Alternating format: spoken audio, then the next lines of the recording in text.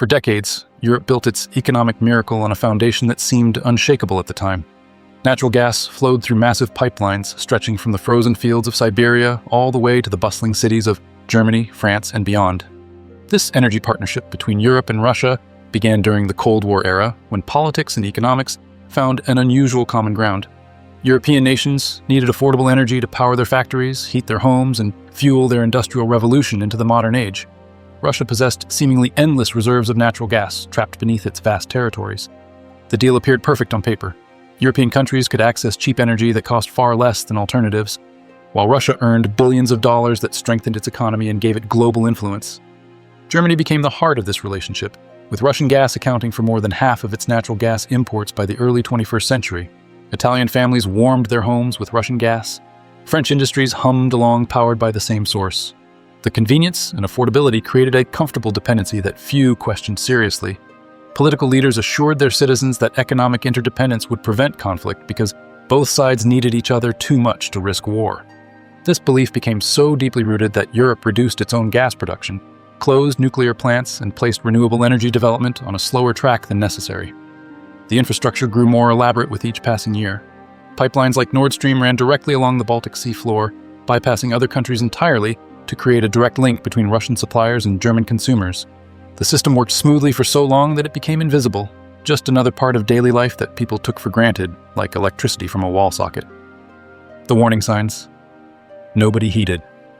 Long before the crisis exploded into public view, experts and political observers tried to sound alarm bells that mostly fell on deaf ears. Eastern European nations, particularly Poland and the Baltic states, warned repeatedly that depending so heavily on Russian energy created a dangerous vulnerability. These countries remembered Soviet occupation and understood Russian political tactics better than their Western European neighbors.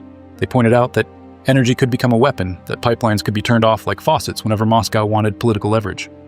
American officials also expressed concerns, worried that Europe was funding a potential adversary while making itself defenseless against economic blackmail. But these warnings clashed with powerful economic interests and political relationships that had developed over generations.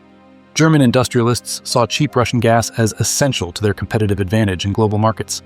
Energy companies had invested billions in pipeline infrastructure and long-term contracts. Politicians had built careers on the policy of engagement through trade, believing that economic ties would gradually transform Russia into a more cooperative partner. Environmental activists focused on fighting climate change, opposed fracking and new fossil fuel development within Europe, inadvertently making the continent even more dependent on imports. The warning seemed abstract and theoretical compared to the concrete reality of affordable energy bills and profitable factories. When Russia cut off gas supplies to Ukraine during pricing disputes in 2006 and again in 2009, some European supplies were briefly affected. These incidents should have triggered urgent diversification efforts, but the disruptions were short-lived enough that complacency returned quickly. European leaders negotiated new agreements, added some storage capacity, and convinced themselves that they had managed the problem. The deeper structural vulnerability remained completely unaddressed, growing more dangerous with each passing year as European domestic production declined and Russian import percentages climbed higher. The geopolitical earthquake. Everything changed when Russian military forces crossed into Ukraine in February 2022, launching a full-scale invasion that shocked the world. The attack represented the largest military conflict in Europe since World War II, shattering decades of relative peace and stability. European nations immediately faced an agonizing dilemma that exposed the true cost of their energy dependence. They wanted to punish Russia with economic sanctions, strong enough to pressure Moscow into withdrawing its forces, but their own economies relied on Russian gas to function. Every euro spent on Russian energy helped fund the very military machine attacking Ukraine. The moral contradiction became impossible to ignore. Citizens watched horrifying images of destroyed Ukrainian cities while knowing their heating bills indirectly supported the destruction. European leaders gathered for emergency meetings, trying to craft a response that balanced principles with practical reality. They began imposing sanctions on Russian banks, companies, and individuals, but initially carved out exceptions for energy payments because the economic consequences of an immediate cutoff seemed too catastrophic to contemplate. Russia recognized the leverage it possessed and began playing a calculated game of economic warfare. Gas flows through major pipelines started becoming unpredictable, with Russia citing technical problems and maintenance issues that European officials suspected were deliberate. The message came through clearly without being stated explicitly. Europe's economy remained hostage to Russian goodwill, and that goodwill could evaporate whenever Moscow chose. As spring turned to summer, Russia reduced gas flows to Germany through Nord Stream 1 to just 40% of capacity, then 20%, using the excuse of delayed turbine repairs. European governments scrambled to find alternative supplies while trying to avoid public panic. The crisis that experts had warned about for years had finally arrived, and Europe was desperately unprepared. The price of freedom energy prices exploded upward with a speed and scale that few had imagined possible. Natural gas prices in Europe increased by more than 10 times their normal levels at various points throughout 2022. Electricity prices followed closely behind, since many European power plants relied on natural gas for generation. The economic impact radiated outward in every direction like shock waves from an earthquake. Families opened their utility bills to find costs that had doubled, tripled, or increased even more dramatically. Small businesses faced an impossible choice between paying energy costs that consumed all their profits or shutting down entirely. Energy-intensive industries like steel production, chemical manufacturing, and fertilizer plants found themselves unable to operate economically. Some factories that had run continuously for decades were forced to halt production for the first time in living memory. Workers lost jobs as companies collapsed or relocated to regions with cheaper energy. The crisis hit hardest during winter when heating needs peaked and gas storage levels ran dangerously low. European governments realized they needed to act decisively or watch their economies collapse into depression. They launched the largest energy infrastructure transformation in modern history, attempting to accomplish in months what should have taken years. Crews worked around the clock, building new terminals that could receive liquefied natural gas shipped by tanker from the United States, Qatar, and other suppliers. Pipelines were hastily constructed or repurposed to carry gas from alternative sources. Countries that had never imported LNG before suddenly needed the capacity to receive massive shipments. The construction costs ran into hundreds of billions of euros, money that came from government budgets already strained by pandemic recovery spending. The social breaking point. While politicians and business leaders negotiated deals and built infrastructure, ordinary people struggled with impossible choices that tested the social fabric of European society. Families debated whether to heat their homes adequately or save money on food and other necessities. Elderly pensioners faced genuinely dangerous situations as cold weather arrived, and heating costs exceeded their fixed incomes. News reports featured grandparents wearing winter coats indoors, heating only one room and going to bed early to avoid using electricity. Public swimming pools closed because heating the water became financially impossible. Community centers that served as gathering places for local residents shut their doors. Small shops that had operated for generations went out of business when energy costs made their thin profit margins disappear entirely. The psychological impact was profound now because Europeans had grown accustomed to reliable, affordable energy as a basic feature of modern life. Suddenly, that certainty vanished, replaced by anxiety about whether they could afford to stay warm through winter. Protests erupted in multiple countries as angry citizens demanded their governments do something to control the crisis. Some protests targeted government policies, while others focused on energy companies accused of profiteering from the emergency. The social tension created political instability that threatened governing coalitions and forced leadership changes in several nations. Workers in energy-intensive industries organized strikes and demonstrations, demanding subsidies to keep their employers operational and protect their jobs. The crisis revealed deep inequalities as wealthy individuals could absorb the higher costs, while working-class families faced genuine hardship. Trust in political leadership eroded as people felt abandoned by systems that had promised security and prosperity. The European Union, already strained by previous crises, including the pandemic and migration debates, faced questions about whether it could maintain unity under such severe economic pressure. The industrial exodus. European industry, once the backbone of the continent's prosperity and global competitiveness, began a painful transformation that threatened its long-term future. Manufacturing companies that depended on cheap energy to remain profitable found themselves at a sudden, severe disadvantage compared to competitors in Asia, North America, and other regions with lower energy costs. Chemical companies that produced everything from plastics to pharmaceuticals discovered their production costs had increased so dramatically that they could no longer compete in global markets. Steel mills, aluminum smelters, and other metal industries faced similar impossible economics. Some companies made the heartbreaking decision to relocate production facilities outside Europe entirely, moving jobs and investments to locations with more stable, affordable energy supplies. The fertilizer industry was particularly hard hit because producing nitrogen fertilizers requires enormous amounts of natural gas, both as an energy source and a chemical ingredient. Several major European fertilizer plants shut down permanently, unable to operate profitably with such high input costs. This had ripple effects throughout the agricultural sector as farmers faced fertilizer shortages and higher prices that increased food costs for consumers.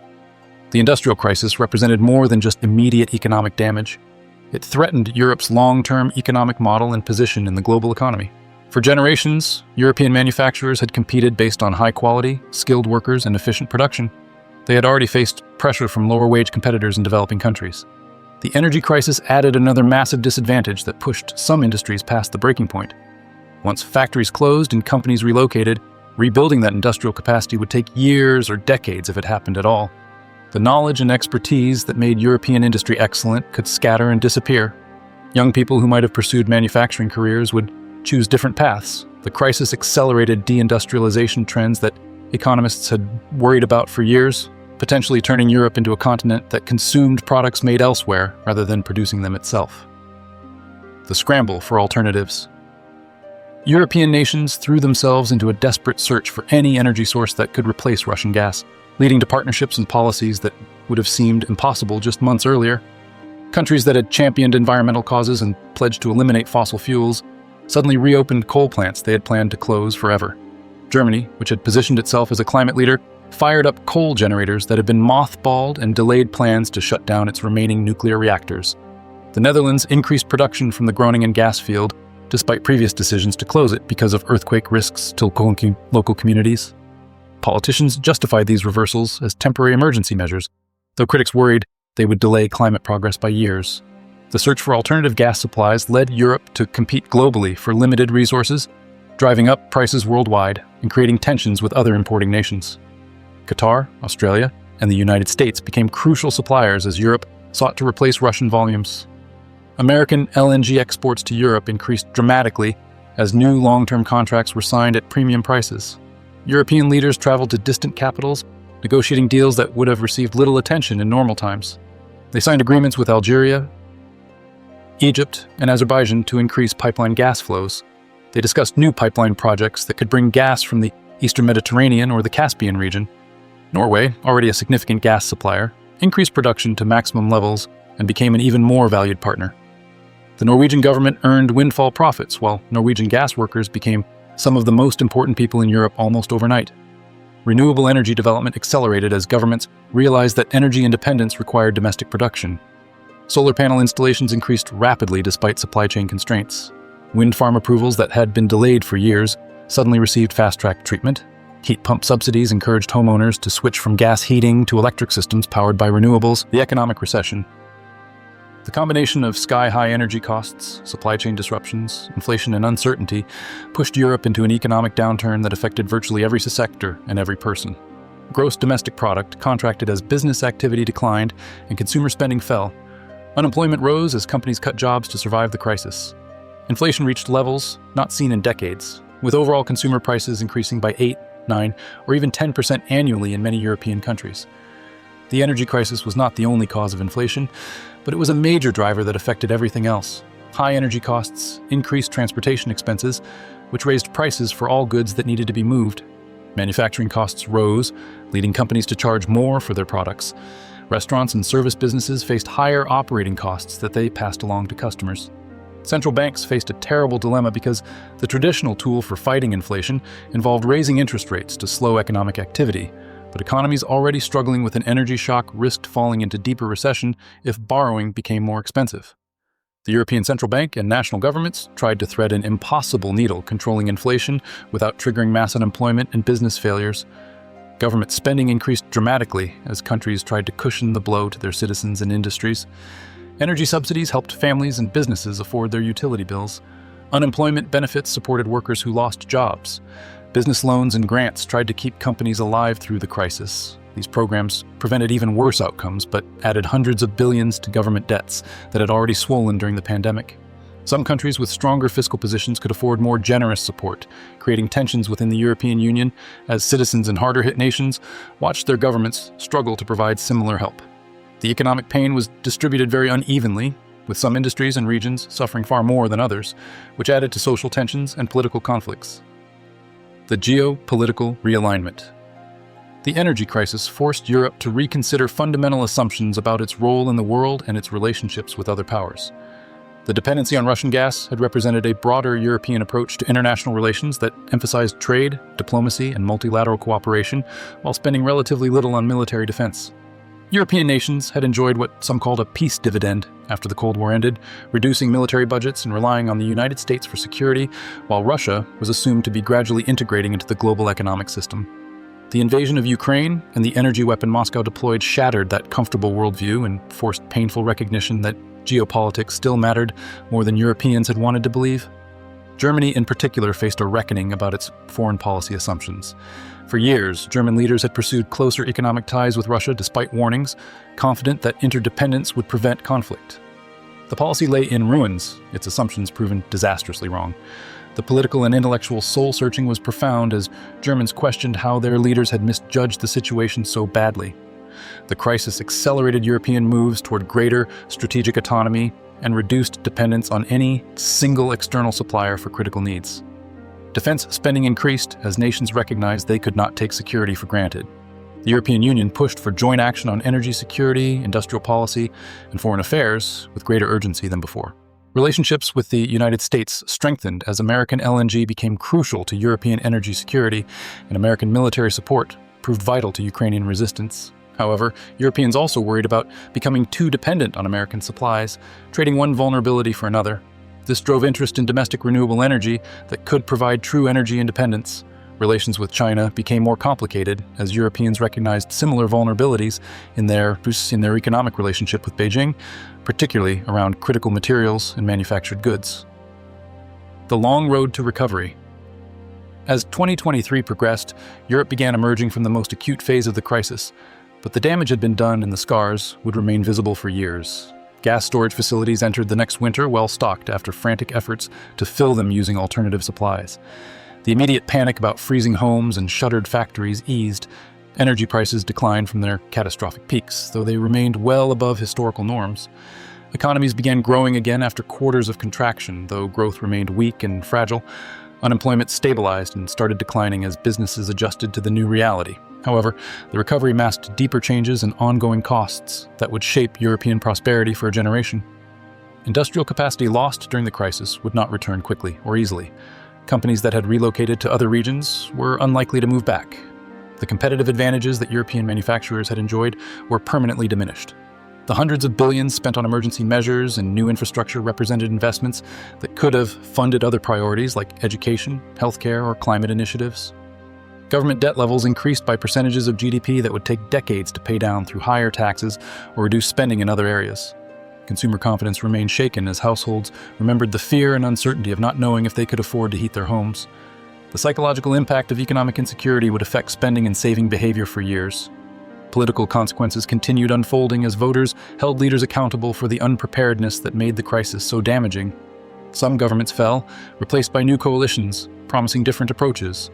Populist parties that criticized European integration gained support by blaming EU institutions for the suffering. The crisis accelerated trends toward nationalism and skepticism about international cooperation that had been building for years. Europe's position in the global economy shifted as well, with some analysts arguing the continent had entered a period of relative decline compared to other regions that had not faced such severe energy shocks. Lessons? Written in suffering. The entire catastrophe provided brutal lessons about the intersection of economics, energy, and geopolitics that Europe learned through immense suffering rather than wise planning. The first lesson was the most obvious.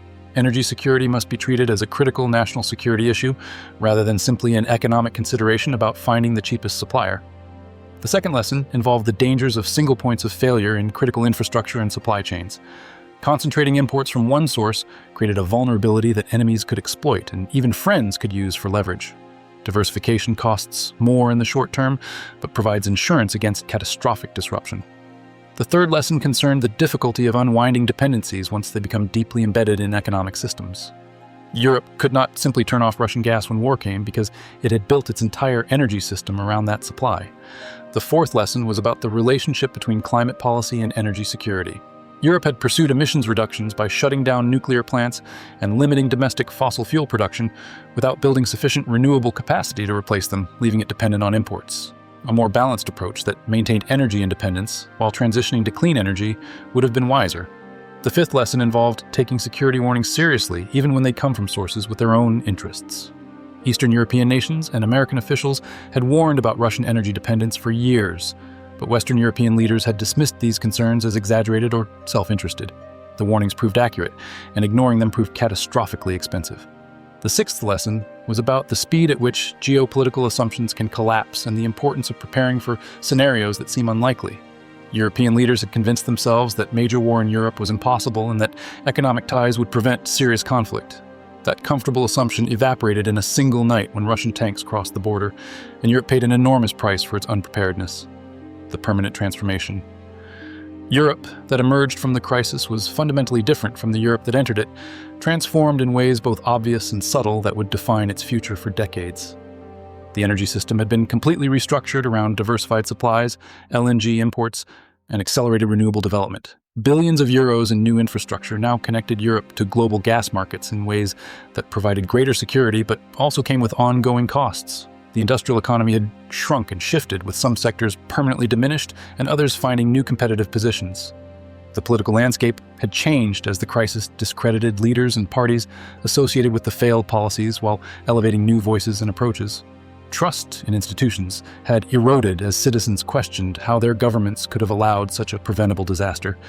The relationship with Russia was fundamentally broken, with energy ties severed and economic connections dramatically reduced. Even if political circumstances changed, the trust necessary for deep economic integration would take generations to rebuild if it ever returned at all. Europe's approach to China and other major trading partners became more cautious as leaders applied lessons about strategic vulnerabilities to other relationships. The concept of strategic autonomy moved from abstract policy papers to concrete action as Europe invested in domestic production of critical goods and reduced dependence on potentially unreliable foreign suppliers. Climate policy continued, but with greater emphasis on energy security and domestic production, rather than simply reducing emissions through any means available.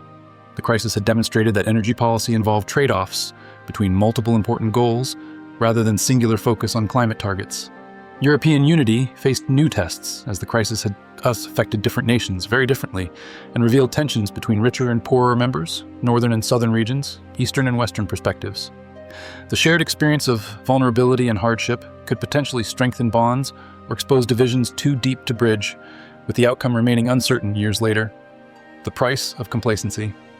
The story of how losing Russian gas broke Europe's economy stands as one of the most consequential events of the early 21st century, a self-inflicted wound that cost trillions in wealth and immeasurable suffering. It was a crisis born from decades of comfortable assumptions, wishful thinking about geopolitics, and the seductive appeal of cheap energy that seemed too convenient to question seriously. European leaders chose short-term economic benefits over long-term security, despite repeated warnings, building an elaborate system that worked beautifully until the moment it failed catastrophically. When that failure came, it arrived with stunning speed and overwhelming force that exposed just how vulnerable modern societies are when critical systems fail. Families huddled in cold homes, workers lost jobs that had supported their families for generations. Industries that had defined European prosperity for centuries shut down or fled to other continents. Governments spent hundreds of billions trying to manage a crisis that proper planning could have prevented or minimized.